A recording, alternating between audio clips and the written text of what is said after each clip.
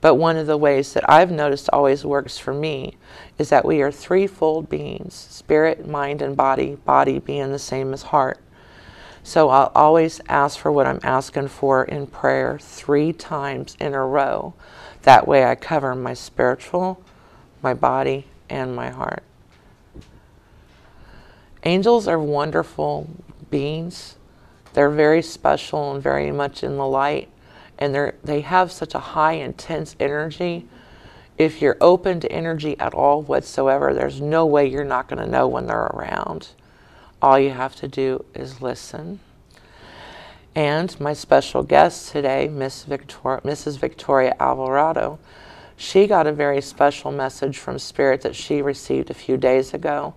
And when she told me of the message, I thought it was very important that we get the word out to as many people as possible.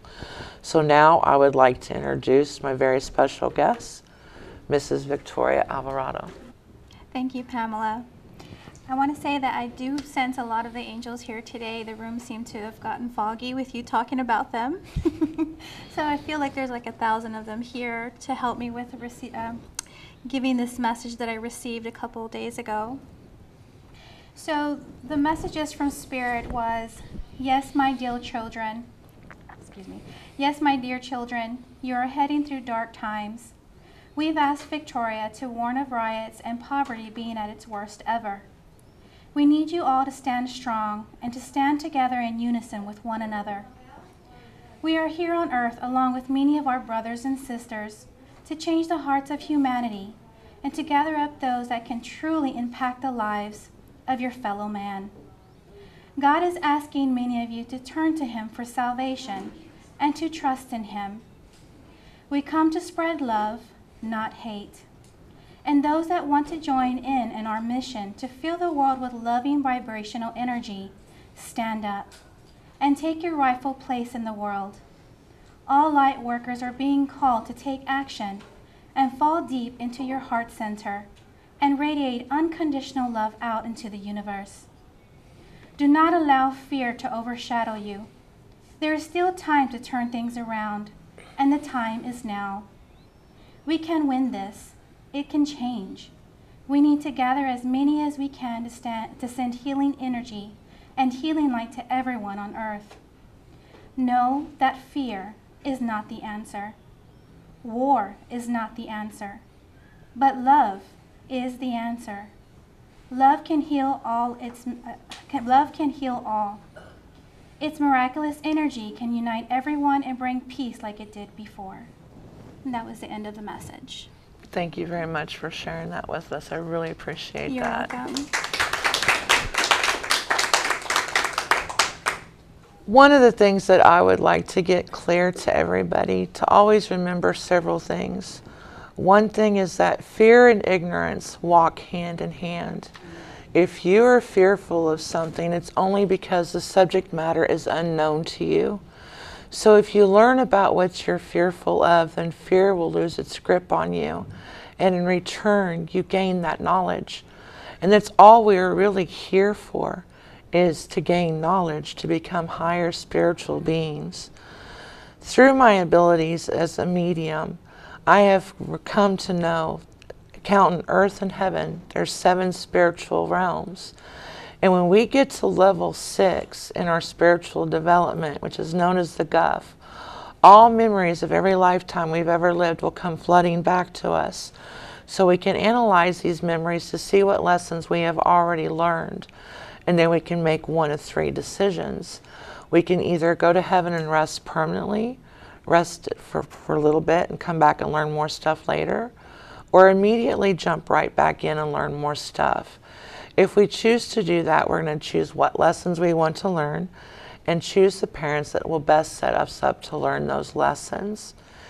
People a lot of times wonder why psychics aren't always right if we're supposed to know the future.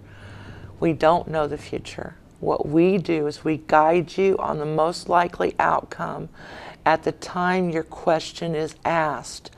Once you know the future, you can change it, which is great. Because when there's an outcome you don't like, when you hear it, you can outright ask your psychic what you can do for the greater good of all concerned in the situation, for your own greater good, or for the greater good of someone else involved, to change it to a better outcome. And then we can guide you in the participation of doing that. So always remember that. That's what psychics are really for, is to guide you on your life path, not live your life for you. We're only here to guide. I'd now like to open up the show to any questions and answers people would like to ask. My husband passed away quickly. It was sudden, out of the blue. Nobody saw it coming. I spent 3 weeks after that every night in my bathtub crying. What happened? Where did you go? Tell me what happened. Please, I mean, just screaming. Please tell me what happened. And it was a dream that I had. We worked together in an office. There was a glass door. When I looked up, it was like kind of like a counter. And I looked up because I heard somebody knocking on the door, and the business was closed. I was there to finish the final just paperwork and move out and get out. And it was my husband. The key was in the door because the door was locked. And when I went up to the door, it's like I had to fumble with a bunch of keys and trying to find the one that fit. And I knew, I was like, this is a dream. It's not going to last long. You know, I just wanted to see him. I wanted answers. I knew I needed that. Well, first of all, we do go through a grieving process, which would be the tears all of that time too. But when he was knocking on the door and rattling, well, the way I'm understanding it with the other experiences that go right along with it, is he was trying to let you know that he is right there on the other side of that door. But in order to be able to have access through that door, you have to have the right key. And right now is not the right time for you to have that key. So he has to stay on the other side of the door, and that he was apologizing that he messed up in whatever way he messed up and wasn't able to be there with you now, and to let you know that it wasn't necessarily his intention to leave a door between the two of you at that point. It's just something that happened that was beyond either one of y'all's control at that moment. Because it's so funny you say that, because in my dream, it was a glass door. So you know when you lock a business, you leave the key in the door. And so I was going to the door trying to unlock it, and it wasn't unlocking. And I had all these keys, which we didn't have on our, you know, we just had a couple of keys, and all these keys, and I was trying to fit it in. I was just like, hurry, hurry. You know, telling myself, this is only a dream. It's not going to last long. Hurry, get him in. You know, I need to see him. I needed to hear it. It was just so weird. But I've never dreamed about him, ever. Never. You heard what you needed to hear, and you saw what you needed to see. Oh, I did. And another reason why the door was glass is because they're kind of like letting you know, you can see me, but you can't touch me. You can't get to me, but you can see me. I am here. I'm just on the other side. Thank you. You're welcome. Thank you. I have a strange question. I lost my son back in 1961. I lost my mom, my grandmother, my dad, all of those relatives I left. Why is it that I can't dream of? Well, here's the thing. We as human beings sometimes dream stuff that we don't realize we're dreaming. Because if we don't wake up right in the middle of a dream, we're not going to remember that dream. And we're dreaming the entire night we're asleep. So there's a very possibility that you may have dreamt about them, you're just not consciously remembering them. Another thing is that when we're healing, going through the process of healing, a lot of times they won't show themselves to us right off the bat because they feel like they might interfere in our grieving. So that's another reason why they may not show themselves immediately in a dream. So there's actually a difference. They're both human, but it depends on how they die, on whether they're a spirit moving on or if they're a ghost that's bound to earth. Now my daughter, she sees spirits, but I've never seen one. You may just not be open to it. Some people, okay, everybody to some extent has some type of an ability. But it's like a muscle. You have to work with it in order to strengthen it. And a lot of times as kids, we'll see and have imaginary friends and stuff, and we hear the adults, oh, it's just a phase they're going through. They'll get over it. They'll grow up out of it. And the kids think, okay, well, I shouldn't be seeing this stuff, so I must be going crazy. So they'll block that part of themselves out, and then they lose it because they're not using it no more.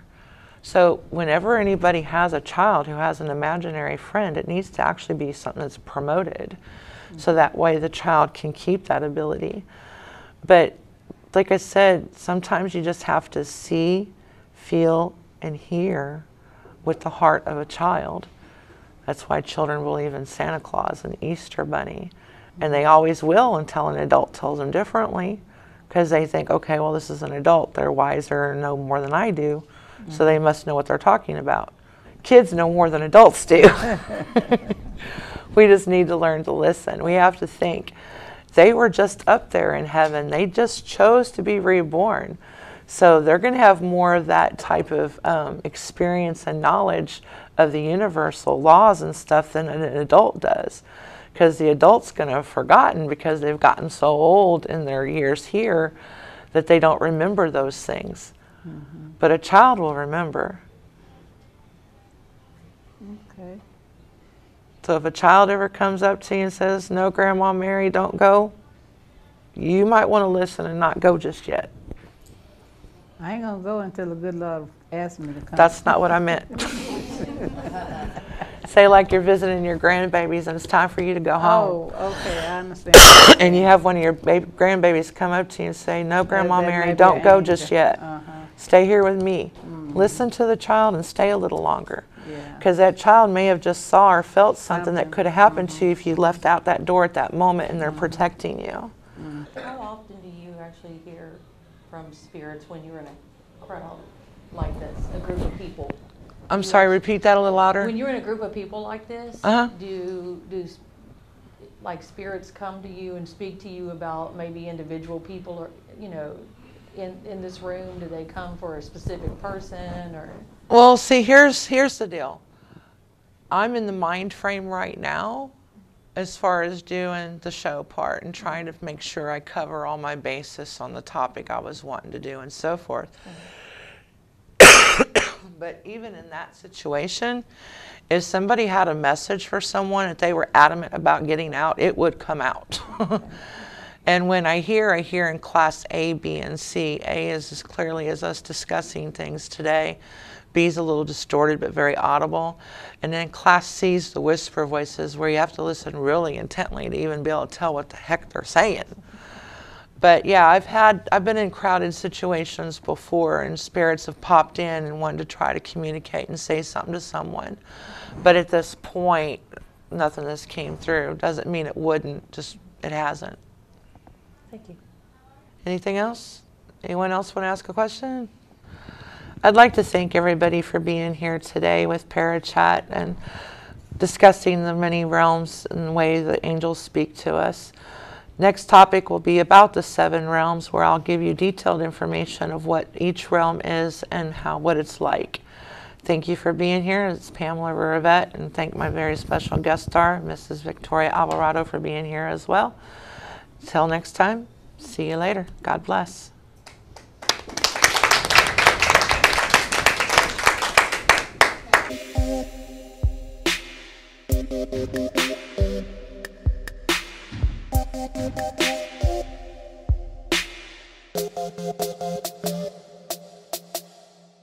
Thank you.